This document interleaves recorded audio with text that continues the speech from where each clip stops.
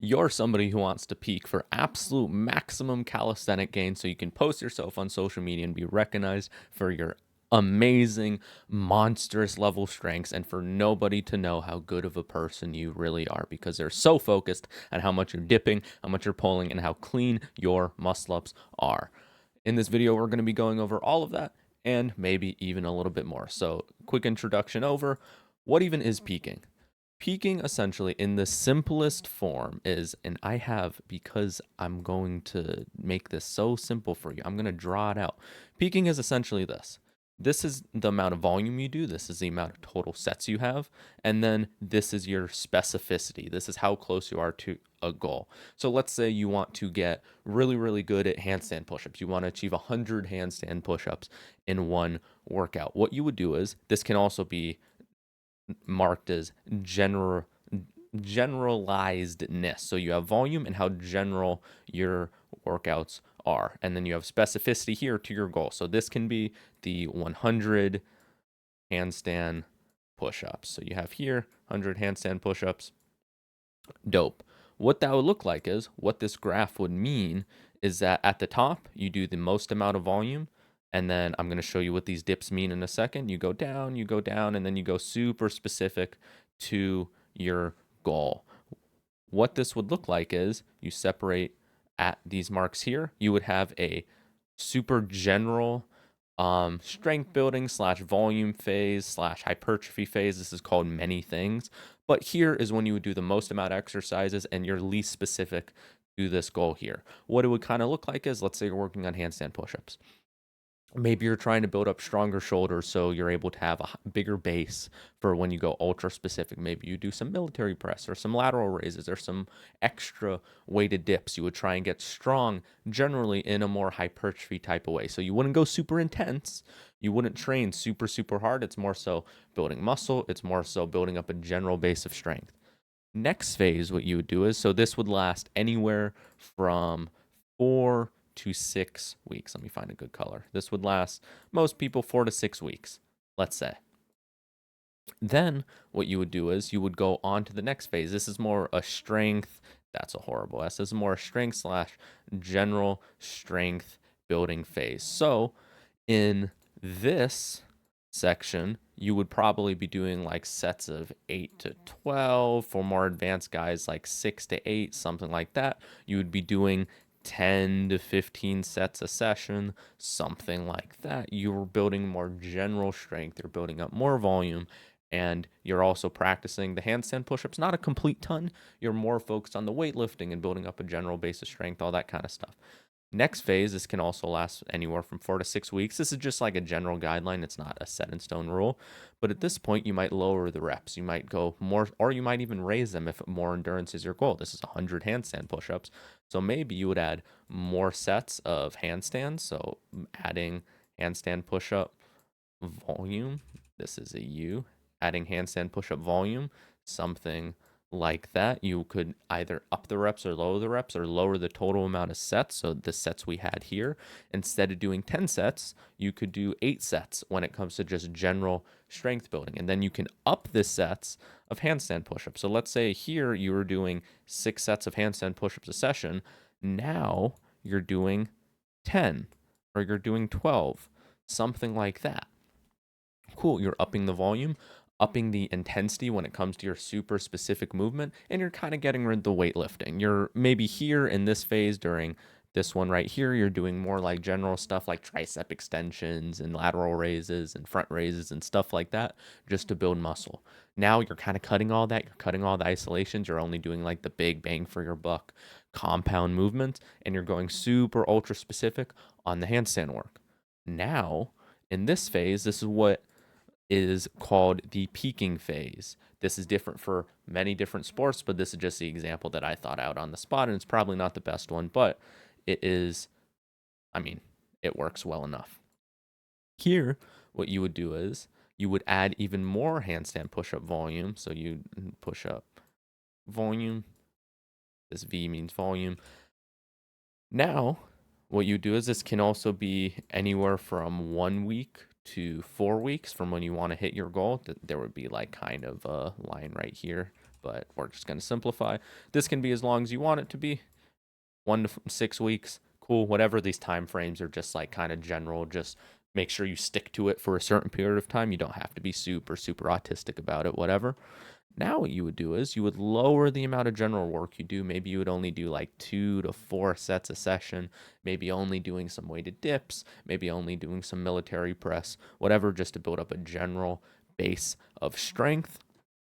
Then what you would do is you would, where are my colors?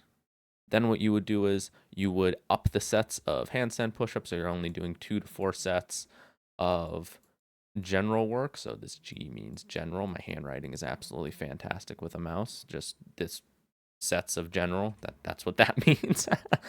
Then what you would do is you would up the amount of handstand push-ups you do. So you would come down here and you would do maybe 12 to 15 sets.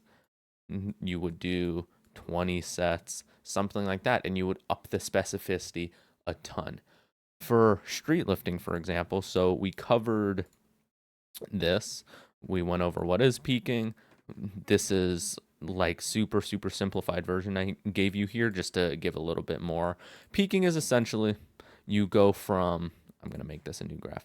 You go from general to, this is an arrow. You go from general to specific to super specific. So super specific, specific, and then general.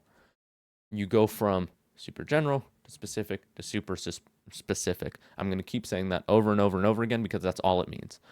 A lot of guys online give you these really complicated routines where it's like, okay, well, it's week 1. We're gonna do 80% 1RM for 3x8, and then like week 7 we're gonna do 100% 1RM for 2 reps, and then it's just this whole convoluted thing that's super complicated because people like giving you extra programming. All it is, bare minimum. It's different for everybody how you're going to program this. I'm going to be giving you an example right here, but super simple. You go from general to specific to super specific.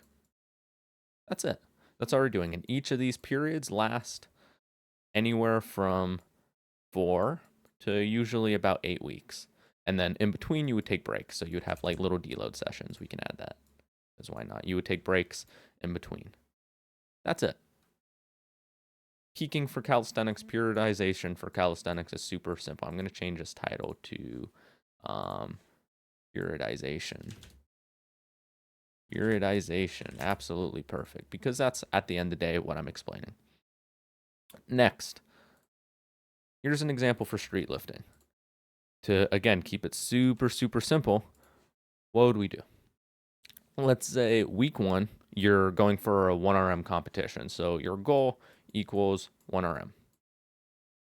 Maybe first couple weeks when we're talking about general, first couple of weeks, we would do 4 to 8 weeks general strength. So we would go general. That's not what a G looks like. General, my handwriting is absolutely fantastic. General, something like that. You would maybe do, you would prioritize your weighted dips. Let's say, let's keep it simple to just pushing. You would do your dips, and you would keep that to a little bit higher of a rep. Still building up a base, building a little bit of muscle, not going super hard on the neuroadaptations, and this isn't your priority. You're not trying to get super fatigued from these dips. So you would maybe do sets of 5 to 8, for example. 5 to 8, you would do a couple of sets, whatever, 4 sets, something like that. You would keep that simple. The reps in reserve, or the RPE, would be kind of low. It'd be like RPE 7, let's say. RPE 7. Super simple. It's easy. It's not too hard. You're not focused on like crushing PRs at this point. You're just getting into movement. You're doing lots of technique work, all that kind of stuff. RPE 6, RPE 7, whatever. Next, you would do more muscle building stuff. You would do more accessory works. Let's say you're trying to build up some muscle. Let's say you're trying to get bigger and stronger. Let's say you're upping a weight class. Even more important this would be. Maybe you would also do some tricep work.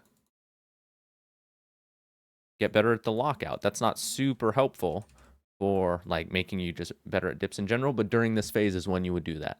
In a more general phase, it's when you're strengthening everything. Maybe you have some elbow problems, so you do some elbow work specifically. Maybe you focus on dipping without sleeves, just again to build up a better base, make sure your joints are nice and healthy, make sure your joints are strong, they can handle the load. And then this is all you would do. Maybe you would do like some side delt stuff just because you want to look like sexy bro, gotta look good for the ladies, whatever.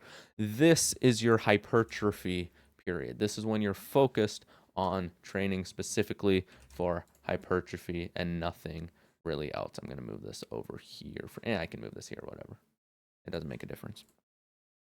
Again, super, super simple. Now what you're going to do is, after this 4 to 8 week period, you've done your super specific strength work or super specific like general building work. You're getting strong and all of these things. For your rep ranges are a little bit higher. You're doing more sets. You're not training as hard, lower RPEs. Now, when you come into this more specific strength work, when you come into this more specific work, like we mentioned before, you're getting even deeper into it. This is again 4 to 8 weeks, something like that. Again, it's a little bit different for everybody. For more advanced guys, this can be 3, whatever. Same thing. You're going to do your dips. That's a horrible color. What's a good color? Let's say blue. For your dips, you can lower the reps. You can maybe do a more intense method for progressing. Let's say you're in 3 to 5 rep range, and now your RPE is climbing a little bit higher. Let's say RPE 8, something like that. Not too intense, but more intense, and you're getting heavier. You're getting a lot more technical. You're doing more sets. Maybe you're doing 5. Maybe you up your frequency. So instead of here training twice a week and focusing more on general strength, here you're training 3-4 times a week, this one movement, in order to get really, really good at it. You cut the accessory work. So here we were talking about like tricep work. We were talking about doing side delt stuff. You cut this almost completely because you don't need it. It's not going to help you specifically for getting stronger, but you're going to do some more dip variations. So you're going to do like pause dips or banded dips where you have a band at the lockout. Banded dips. My handwriting is amazing. Banded dips, something like that. It's going to allow you to get ultra specific. You're going to up the frequency a ton. You're going to be training the movement more often. And that's going to allow you to get stronger. That's going to allow you to make more neuro adaptations, because the 2 most important things for getting strong are, well, 3, I guess, are intensity, how much weight you're moving, frequency, how often you're practicing the movement, and volume, how much you're doing per week, per session, whatever. Like if you think about it like this, if you're kind of missing one, let's say you're training to be a boxer and you're training every single day, but you're going like you're not even sweating, like you're literally throwing 3 punches, you're taking a 5-minute break, you're throwing 3 punches, taking a 5-minute break, you're training every day, 1 hour. You're going to make a little bit of progress, especially if you're a beginner. You're going to work on some technique stuff, whatever. But as you get more advanced, if you have a fight coming up, then you're screwed because you haven't practiced that intense weight. You haven't practiced that intense combat. You haven't practiced sparring hard. You haven't practiced hitting a bag hard. You haven't conditioned yourself in the point to where you can try super, super hard and you're able to make it through. This is why in fighting, for example, or in sports, you have hard days and you have light days. It'll look something like Monday. You do a light day, medium intensity, light intensity, whatever. You're just hitting pads with your coach, whatever. Tuesday, it'll be a little bit harder. You kind of potentiated yourself from the day before. You went light. You got kind of everything going. You're used to the movements now because you took a break Sunday, whatever.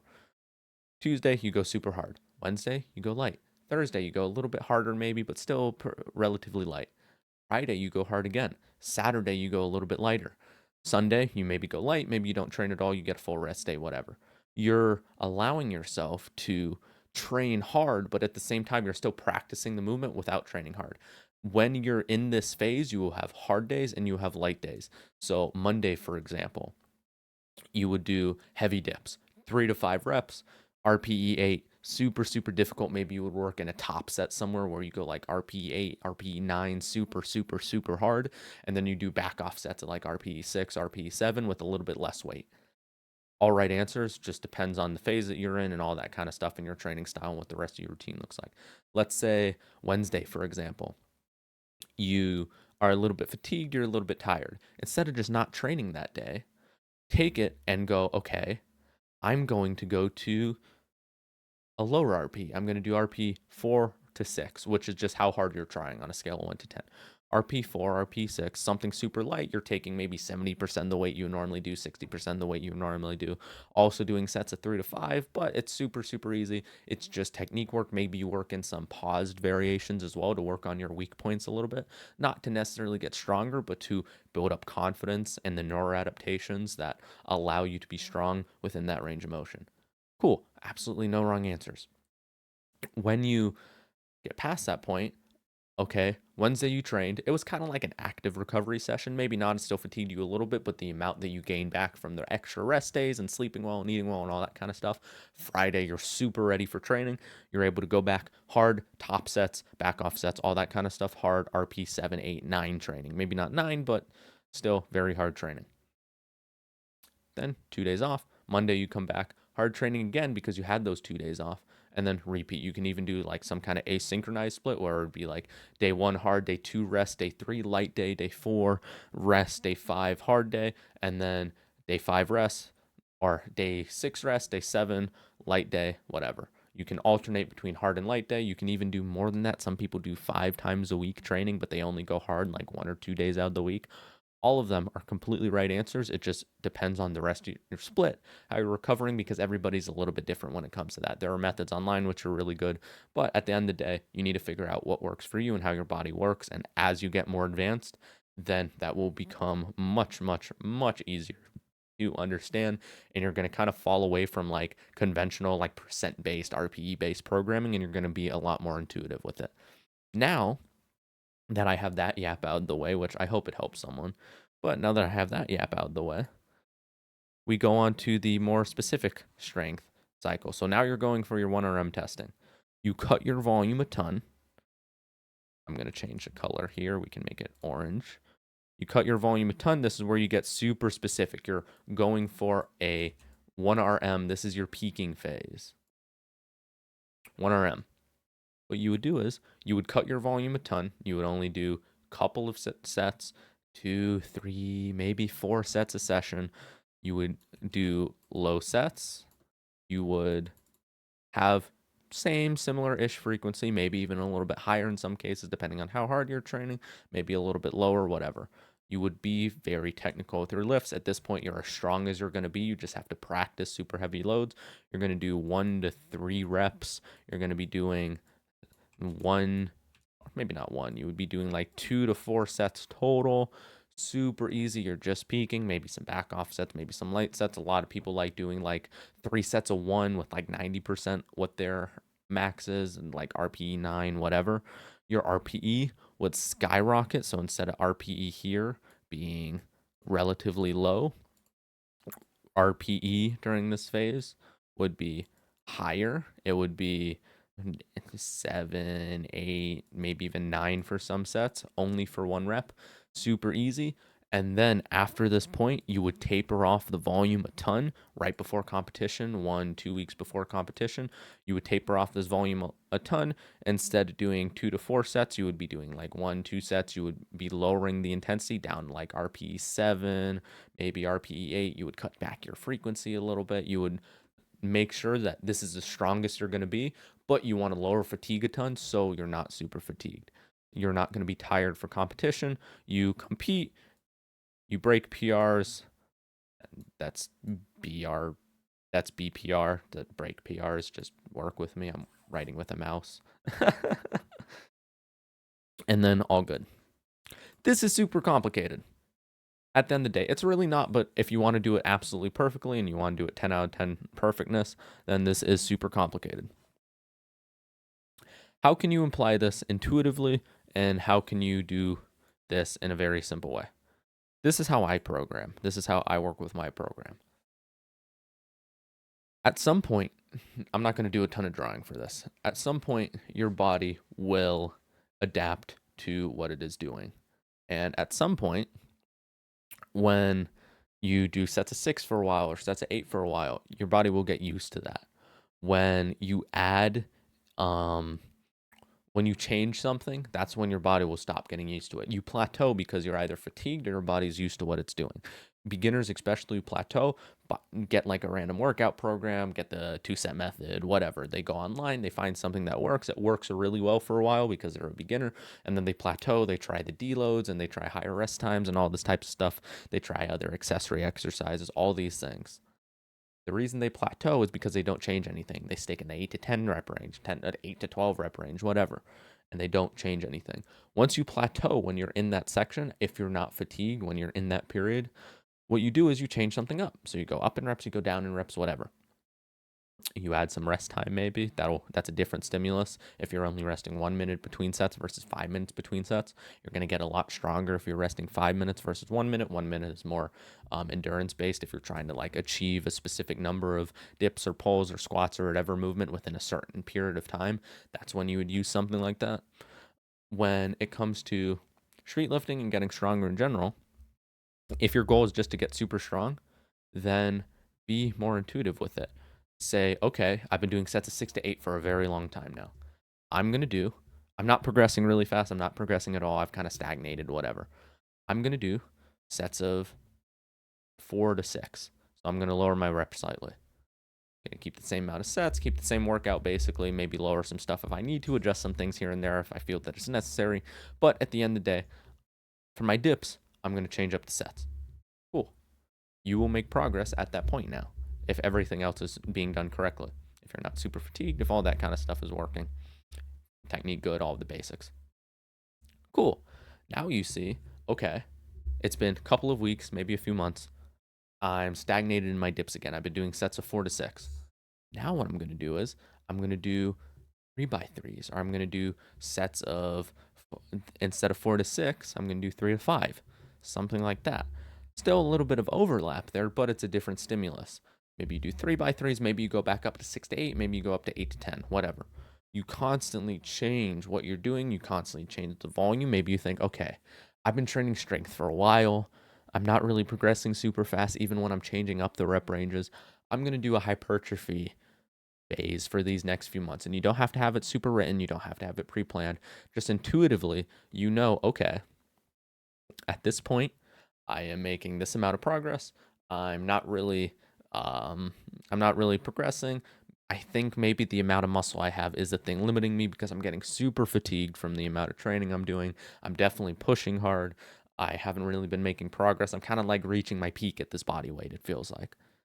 Cool. Now what you do is you up the volume. You maybe lower the intensity a little bit, maybe keep it a little bit same. Up the reps. Not hypertrophy work is hell in the 3 to 6 rep range. That's more strength building, especially for more beginner guys. And cool. You do hypertrophy for a few months, few weeks. Well, not few weeks, few months preferably. You come back, you do strength work, you make PR at the new body weight, at the new weight, whatever. And then after a few weeks, after a few months, you're going to break your old PRs consistently, and it's going to go up and up and up and up and up, and then you're going to kind of stagnate a little bit, and then you'll have to go back into a hypertrophy phase, or you're going to have to change up rep ranges or whatever. That has been everything. If you are interested, before you go, just don't leave yet. I have a Discord. Okay. It is for guys who want to get so strong that it feels like their body is entering creative mode, like in Minecraft. I had somebody comment that to me one time, and I found it really funny, and I decided to base my entire business around it. If you're interested in that, go to my channel page, join the community, all that good stuff. We have like 30-something guys in there already, so it's not going to be completely dead. People are fairly active, whatever. If you're interested in that, please go ahead and join. Not going to push it any further on you. I hope this video helped. If you want me to make lectures on anything else, or you want me to change up the style, whatever, then please do let me know. That has been everything. My name has been Brandon. Keep doing the best of doing your best. Trust God. Signing off.